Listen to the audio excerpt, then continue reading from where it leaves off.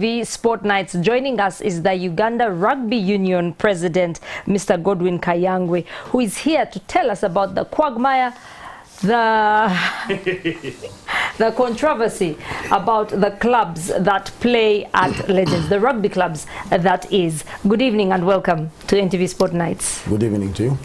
Yeah, it's been a while since you were on the show. Yeah. Though it seems like yesterday at the same time. Yeah. So tell us, these clubs that play at Legends, they were able to sign with a corporate sponsor, and then you come in, and what do you tell the clubs? Well, it's not me coming in. it's the union coming in. So the club signed a contract which we haven't seen anyway as a union, but we know they have signed with a competing sponsor. So when there's a competing sponsor, there are obligations that have to be met. So the right thing would have been for the clubs to meet with the union to compare what obligations are existent with the current sponsor and what obligations are demanded by the sponsor coming on board. Unfortunately, this sponsor was competing with the current sponsor.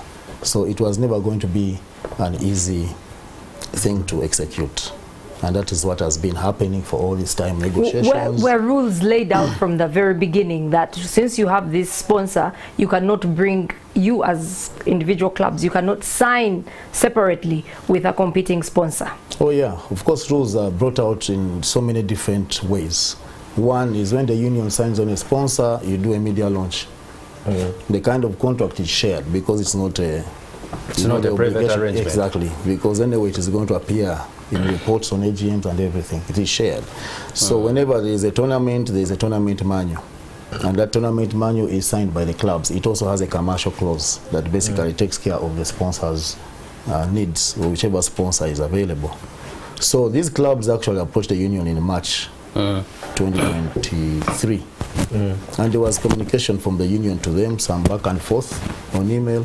And the main issue was, what are the obligations you are committing to?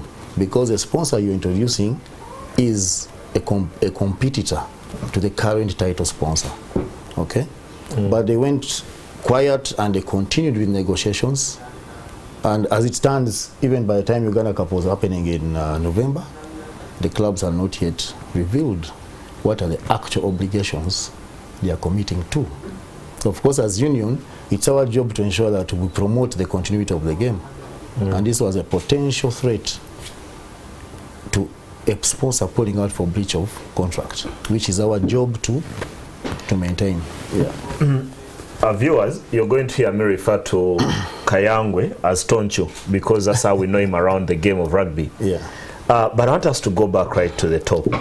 What's the relationship between the union and clubs? Are they members? Do they have some kind of voting rights? Do you just register and come and play? Because if there is no relationship that is bound in any law, then they should be allowed to sign with anyone. What's the relationship like? So, in one, not as cutters that we all love rugby. So Uganda Rugby Union is the custodian of rugby in Uganda. And this structure is, it has members. And the members are the clubs. Okay? The members make Uganda Rugby Union. So the biggest body in terms of the structure is the annual general meeting or the General Assembly, which is attended by the members. And of course, being an association or call it a federation, it has a constitution. The constitution is a set of laws and policies that guide us as a group of people to move. So as clubs who are members of that federation or association, they have got to follow the set of laws and policies within the constitution. And the constitution mandates the members to elect an executive committee that will run the executive wing of the business of rugby, make such decisions in order to implement the strategy and run it forward. That is the EXCOM, which I head as a president. Okay? So in terms of operations, the clubs are also required and mandated to ensure that they follow the code of conduct, the ethical policies we have in the constitution, and the laws that govern the game. Tonchu, all of us around sport, and I believe the viewers and us on set would understand, Ugandan sport desperately needs money. Yeah. aren't you acting a bit arrogant and aloof that rhinos, warriors and cobs go and find partners who are going to give them money? Nemugoba sente. No, where are you from? We cannot push away money. We cannot push away corporates. And you know the challenges clubs go through to run these institutions. They have no money now. They find the sponsor, and Tonchu and his team are saying no. I have run a club before, as you are aware. Yeah. So I know the challenges. I've played the game before. You see, so I can fit in almost all angles. I know the challenges this management go through.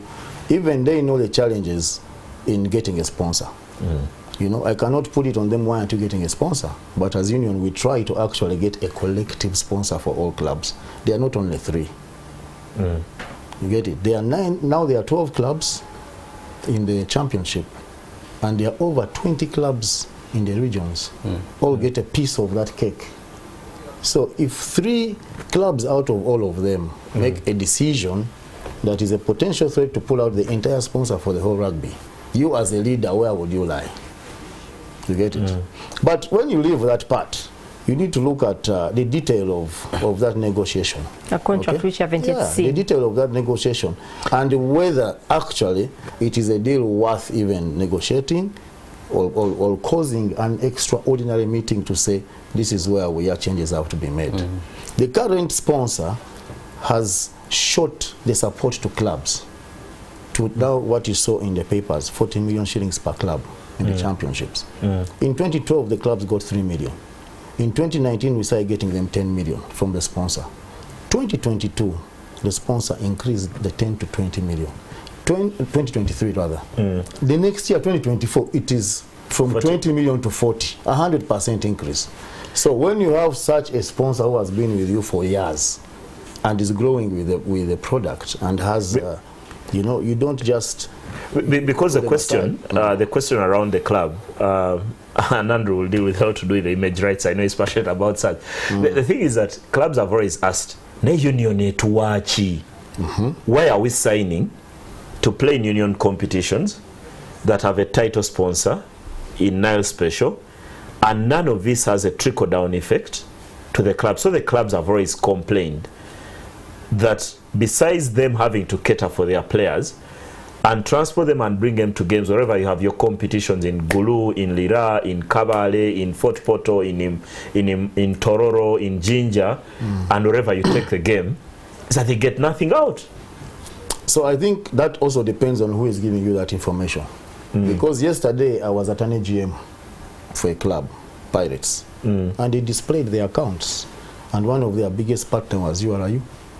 Because they confirmed, I know a club that had an AGM and that was not money from URI was not exactly. cited. They confirmed that for last year they got 50 million from URIU.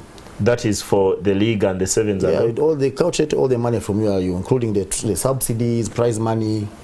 They calculated 50 million and they displayed it, and they say this is a very important funder for us. For the game. So it depends how you get that information and whether you're getting it right. I'll give you a proper statistic. Last year, all the top 10 clubs, the least club got approximately 45 million. That is the other 20 I told you, plus prize money, subsidies for those games you're saying in Ugulu, where there's all the subsidy on accommodation and transport. Yeah, so when you look at the whole spreadsheet, there is a very big fund that comes to the club. I saw on Twitter yesterday somebody was trying to dismiss or undermine the level at which the money trickles back to the clubs. And I have this rough estimate of what it is this year. From 340 million for the league, the sponsor has increased to 707 million to cater for the clubs. Of that money coming to URIU, 528 is going direct to the clubs, which is 75%. So union is staying with 25 for administrative costs and all delivery of it. Of course, the referees too. 75% is going direct to the clubs. So what's the issue? Why don't you want clubs to have sponsors? Because that's what it sounds like when you're in the union. Why don't you? Because while the Pirates you mentioned have Stanbic Bank, Heathens have Platinum Credit, Rams have Lifeguard Condoms, Cobbs has KCB. KCB has KCB with Cobbs, Plascon with Mongers. Why is it that when clubs are trying to get more money, you guys are preventing them? Because currently, we know that Cobbs claim to have a kit. I haven't seen it, but that kit has a rival sponsor to the league sponsor, and they cannot wear it. And Tonchu, you might sit here and say you've belonged to Pirates before, and now you must think for the entire game. Cobbs look very bad on the pitch, but dressed in green and black, and then some players dressed in white. And while it's Cobbs that look bad in that moment, it's Ugandan rugby that looks bad.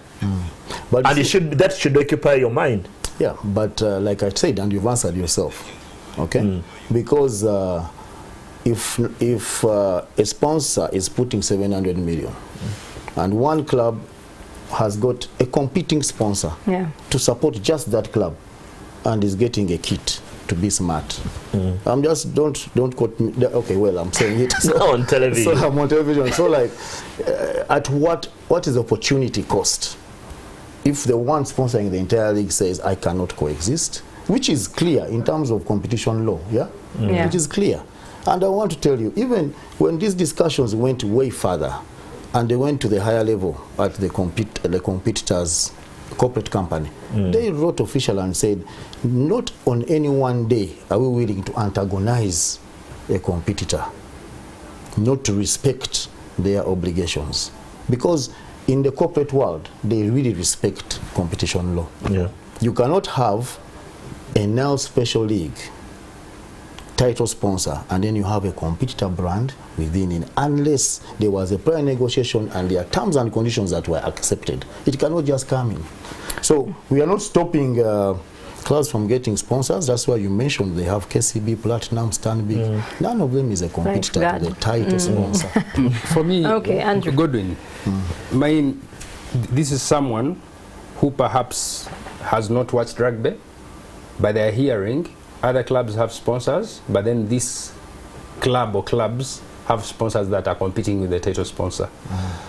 Where is the issue? Do they have the competing sponsor on their jersey for the league, or in the competition where the title sponsor is, or you stop them from having that sponsor there? Because for me, that's the starting point. For example, if it's Nail Special rather than Nail Rugby League, must these guys also have another competing sponsor on their shirt? Like, how are the shirts? Like, explain to someone who has not been at Legends, but they're hearing this. What is allowed in the shirts and what is so basically, this is a whole big thing, because the questions you're asking cannot be answered in just. It's a whole commercial department, commercial targets and visions. Even getting a sponsor. You're saying I own the league. I have 12 teams. The sponsor, I need 500 for purposes of this 500 million to run the league. The sponsor is like, I can't give you this money, but what am I gaining? I'm gaining visibility, I'm gaining sales activations to push the product. There is nobody going to give you that money and expect to share that space with a competitor in any way. So we have audit that we do on clubs with governance, compliance, and strengthen, which strengthen is commercial. There is an area there which says you have to have the logo for the sponsor on your sleeve, not on the front, because we want them to get another company, but not competing to be title. So we can have Nail Special on the sleeve. So, but it is commercially driven. So if you don't put it, you won't get that bit of the money on the audit, because it is performance. Yeah, because it's clear, like in those pictures. So Pirates have a reason why we did not take this space. We did not take the current negotiation. We don't take any, just a sleeve to show that this is a title sponsor for the whole league. You know, activations, those are part of the obligations. So the club with the competing sponsor refuses to put the logo on? Some out of negligence, and they miss that money. They don't have the logo on. Some who are compliant, they put the logo and they get, because the performance-based audit benefit is 10 million. It has how many Facebook followers do you have? What's the engagement? You get some money. Do you have ExCom meetings? You get some money. Do you have minutes? You get some money. Do you have the sponsor's logo on the sleeve? You get money. You get. So what we are trying to do as union is to push the clubs to give attention to those areas. That it is important to have an ExCom. It is important to have meetings and minutes. It's important to push your Facebook social media to trend as a club, because at the end of the day you'll get interest from sponsors when you are popular. You get it? Now on the pitch, just finish that, there is activation on the game day. The branding, the visibility, the activation sells. You as a sponsor, if you put yourself in the shoes of a title sponsor who has put money in that property, you cannot be comfortable with a competitor trying to sell in the same space. That is why those things, those obligations are there. And that's why we did not stop these clubs. We just said share the obligations you have committed to. We see where there can be a conflict. Have they shared? They are not up to today. We see where there can be a conflict, and we see how we can discuss it. That has been very difficult, and many of them are your friends. You can talk to them personally, and they tell you if they have shared. You get it? Okay, we have to wrap this shortly, but let's talk about image rights in Uganda. How does that work? The players, do they own their own image rights? The way it is right now for Uganda Rugby Union, and it's basically the status of where the game is, they do own their rights. Okay? The players, individually? Yes. So these particular images that are taken and used to promote the game, to promote that particular game they are going to play in, the negotiation is between them and the sponsor. The union is not involved? It's not involved. However, we have a responsibility to come in case of any issue to support the sponsor or the player in terms of negotiation. But that contract is pure, it has been happening between the athlete and whoever intends to use their image. Okay? It's not, for now, it's not union. As it develops, I'm sure there will be some policies and what, as the game develops. We thought it wise not to really be mean on that area because we need to give the athletes an avenue to also answer money. Well, but don't you, you've seen the fire emanating from Twitter, started by the national team captain, Ivan Magomo, who is a lawyer, accomplished. And he says the contracts that you are aware of as union, signed between players and the sponsor, very poorly in terms of the structure. They favor one party. And in those contracts, players signed to earn as much or as little, because it depends on what side of the world you are, as much or as little as 500,000 for their images to be used to promote rugby products, especially the games. And to be honest, 500,000 in my seat sounds very little. That's why I don't want to bias the viewer by saying little. Yeah, that's why I put it on both extremes. Yeah, but you've seen this controversy surrounding that. First of all, why then do you leave your players to be exploited by someone else? Yes, you're the beneficiaries when the game of rugby is doing well. So like I said, we leave that for the athlete. But if there is issue, union can come in to support, to negotiate. So the person you're mentioning, Captain Ivan Magom, he's been on this show. He had an option to first come to the union and ask us to intervene. That is one. Two, those contracts are not mandatory. They don't force any player. It is open. There are how many? Close to 550 players in the championship. Each player in the championship has an equal opportunity to be on the photo shoot. So if you feel that this is not a good offer, it's just like jobs, and you have another offer, or there's another person that might actually want that offer, because it's just a gesture. You know, they're saying, let us promote your game, where you are going to play. Let us call it Rams versus Walukuba. Now the artwork that comes out, because what I've confirmed is there are 3 players per club that are picked up for that job. The artwork that comes up will have those players promoting that game in that what? Yeah. So, is it also different, for example, in the national team, which you run directly, if it's not clubs, the 7s or the 15s team when they are playing? Even the national team, when it is a team shot, that is purely, when it is a team shot, it's purely the union's responsibility. But it's an individual shot, we have left it for them. Just like even influencers, there are very many who are earning from different sponsors. You know, it is not mandatory, it is free. Any player, if this one doesn't want, the other one can take on the opportunity. You see? But I don't want to draw much on the particular. Are there minimums? There's no, because like I've said, there's no structure for that. So it's a negotiation between the player and the particular person interested. I don't want to take on particularly that example you've given, because it's the one that has come social media. I might preempt structural decisions that are being made or have been made, you know, according to the same, because there are a lot of issues there. When you expose a contract in the media, you all know some of them have a confidentiality clause. There is a repercussion on it. Yeah. So I don't want to preempt the systems. But what I can say is he had very many avenues to use. If it's in good faith, you want to make it better, you have many avenues to use.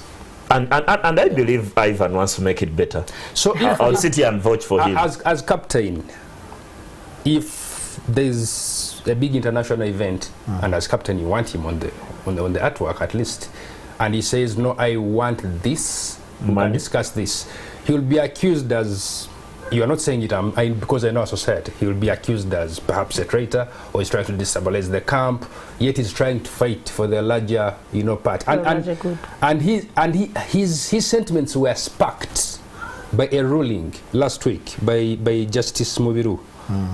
Which I know you've seen. Which you must have seen. And this was on a case which was filed, 2011 or something. 13 years ago. 13 years ago, by Proline and Mujib Kasula and some other 9 Cranes players, where Justice Mubiru actually ruled that they were all competing, you know, competing debates here and there, but in the end he ruled that image rights do not belong to associations, federations, clubs. Inherently, by constitution, they belong to a player. So in fighting for the rights of players, if Magoma's captain actually said, and this is how you get people to understand and pay attention to the situation, when there's this event and he says, guys, this is it, we need to make our case clear now, will he be accused of treason, or will he be accused as someone who wants to destabilize the game, or you'll actually listen to him, or you can even not allow it to go there and not just sit here and say he has a choice, but get the standards whereby you feel your players will be satisfied to actually represent the country and the game better. Isn't this the time to actually start and look at it and say, wait a minute, okay, we hear you, what can we do, where can we start?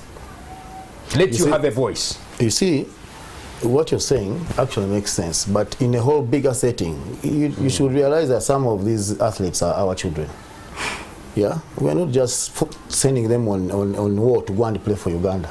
The kind of support we have or give them, it goes to a personal level.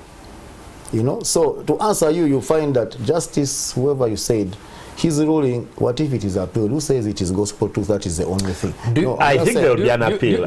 What if you support the ruling? No, I'm not. Have you read the ruling? Okay. I've just read it on top, first of all. But you know, is it good for the game when you look at it in terms of is it good for sports? And you said what the justice said. Individual image rights. Individual. Okay, the guy said that that's the URL's position. So you're asking me where it starts is that is our position. I said if it is a team shot, that is URL's what? Responsibility. But individual is for the Tonchu, the problem in that ruling where it starts, and Andrew maybe did not help you, is that FUFA have players who they manage the Uganda Cranes. They use their images in adverts that involve the company that was sponsoring the Uganda Cranes at the time. So the players are not benefiting without consulting the players. So the justice rules that FUFA cannot run image rights of the players on their behalf, and actually yet the sponsor of the national team is saying, by us being sponsor of the national team, we thought we had the rights to use the images of the players. So I have made that clear. That is not URU's position. So what FUFA did is not what URU is doing. So that is clear. You see, I'm not going to talk about FUFA's ruling and what, because I don't understand it. But for URU, you're waiting to be taken to court? Yes, for URU, I told you very clearly, we are not part of that contract. It is in between the athlete and the person intending to use their images. But now along the way, there is a dispute somewhere, okay? As URU now, we are mandated to protect both that client of ours as a sponsor and our athlete. So where our athlete went wrong, which I said in the beginning, he had avenues to use to negotiate. Wouldn't you have suffocated him, Tonchu? No, you cannot preempt the thing that social media has done. The thing that social media has done. We understand how this. Because the way the world works is that if Ivan Magomo picked a group of 2-3 players who do not agree with the contracts they had signed, and they came to you, it's very likely that the union would suffocate them. No. So you are Mark Zuckerberg and his organizations and all, and Elon Musk give them a platform. Last time medics threatened to, go for their rights, Cuban doctors were also threatened. Exactly. So to understand, we know how. But you are assuming there's a reason Ivan is a captain. Yeah, he's a leader. I know he's a leader. Yeah. He chose him. He didn't choose himself. Yeah. And he has a lot of relationship with the union and the sponsor. Yeah. Yeah. So at the end of the day, it's a bigger picture that you cannot dissect here. Okay. And he knows at the bottom whether he was right, he's leading people well or not. But the facts remained, the facts, which I have made clear. It is not the URU. It is between the athlete for his right to be used. If he doesn't want, another athlete can take up that offer. Just one more, Godwin, from me. I hear your position on Magom as a leader of the players. I also hear when you say that he should have done this. But when you listen to him and you're not on this show and you're listening, you're having a meeting with yourself, do you hear him? 100%, because I don't want to get personal. Do you understand on him? TV, maybe you could have asked him the same question. Oh no, it's you. It's you. It's you. Do you hear him? Do you understand I hear him very well. I was his team manager in 2010, and I have moved this journey with him up to today. So I hear him very well. You hear him way beyond Twitter. He actually calls me daddy. So, but if your son makes a mistake, that mean you won't punish him. And I'm not saying he has made a mistake, but if he does, it's only fair. We shall also get Ivan to come here and explain the players' side. Of it. Yeah, but don't push that. In a society, you might want to know how to approach issues. I know that many people might want to see that kind of approach because it is exciting, but does it help the individual? Are there avenues which cannot sort out the issue? You get it? That is the advice I would give my captain. When things are wrong, you go to the public court, which is social media now. But if you're still in good operations, you understand, there is no reason why you should expose yourself and make people have different sentiments about your operations. About rugby, about Magomo, about you about as a person, union, career-wise. So it is not about rugby. Maybe the things we maybe dad and son should meet after the show, so that if Ivan comes here, it will be about, we got it sorted. That's what we praise for. Yes, you've given advice to the captain, and what advice would you give to the clubs other than them sharing the contracts that you've asked? And these days I see you sharing a lot of pictures. You're giving out balls to everyone. Is that all you're doing? No, that's, we're doing a lot. We have 7 players going to South Africa in the next 2 weeks for professional rugby, fully funded by union. There are lots of things we do, but somehow these trends, the negative things are the ones that pick up. Because we are so busy doing good things, we kind of ignore and forget to publicize the good things. We are giving out balls because our strategy is development. Without development and the region supporting them, we shall not have sustainability. The Ivan Magomwis will go and there will be nobody to replace them if we don't do that. That's the reason it is a very key thing. And the regional rugby also. I've seen in Gulu, in Lira. Yes. Today I saw my friend in Busia, Biaruhanga. Yeah, because for him he's best there. So that's a continuation of what we started. He's now giving out the ball to the actual beneficiary at the ground. You see. To answer her question was about the support, the advice to the clubs, other than them sharing a contract with you. No, you see, and they should first of all share the contract with you. Our ExCom, even that they have not shared the contract, we have put rugby ahead. You very well know Uganda Cup, your club missed the first game. Yes. What is club? Cobs. because of the same issue. Yeah. And that's how we ended up finishing second in the group, and we had a tougher run. We allowed for the clubs to continue without signing the manual, which is basically you stepping back on its statement, on its policy, and say that rugby go ahead. But you can't do that all the time. So in the league, they were not going to play. Last week I saw you threatening one of the clubs. Was it Warriors? No, it was 10 days ago? It was on TV as well. Yeah. I said, if you don't sign, you won't play, because we have done that before. You get it? Until the other party, the competing sponsor, wrote and said, we are not interested in antagonizing the game. Let the game continue. And then they signed, because the clubs were worried to sign our manual, thinking they will breach contract of the money they have signed the other side, which was sorted. But I want to still answer hers. We are an all-inclusive EXCOM leadership. We call CRTs. We make decisions with them. Okay? So my advice is, there is nothing too big or bigger than us as a unit. Let the clubs bring up these developments or challenges, we discuss them with the EXCOM and the CRT and find the best way forward. Let them trust the leadership and the systems. They don't have to go and sign contracts in the background, which will have an issue there. That is the advice to the clubs. Okay, thank you very much, Godwin Kayangwe, the president of the Uganda Rugby Union, and probably one day we'll have the captain here to hear his side of the story. A reminder about the GOAT, the greatest of all time, and we are asking today, is this the greatest AFCON that you have ever watched, or is there another AFCON that took place that you think is better than this one? Should we add this to that exclusive club of being the greatest of all time? NTV Sport Nights takes a break.